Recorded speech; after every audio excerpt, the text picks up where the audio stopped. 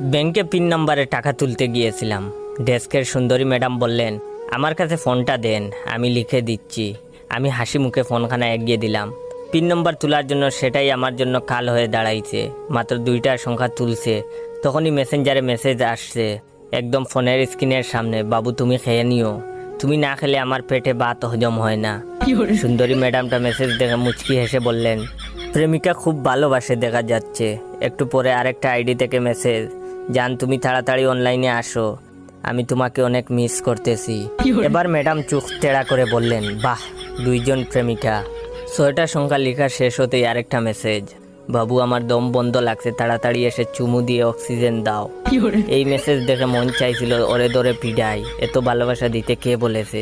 কেন যে data off করলাম না। ম্যাডাম এবার রাগি রাগি চেহারা বানিয়ে বললেন, প্রেমিকাদের গুডাউন খুলে বসেছেন। পিন নম্বর লিখে ফর্ম ফিল আপ করে হাতে ধরিয়ে বলল, নাম্বারটা দিয়ে যান, দেখতে হবে কিভাবে এত মেয়ে পটাইছেন। ম্যাডামকে নাম্বার দিয়ে চলে আসছি, রাতে ফোন দিছেন।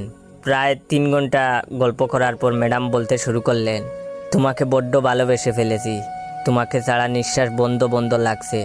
ভাই এখন আমি কি করব? যার সাথেই কথা কই সেই প্রেমে পড়ে যায়। যাই হোক, ভিডিওটা কেমন লাগলো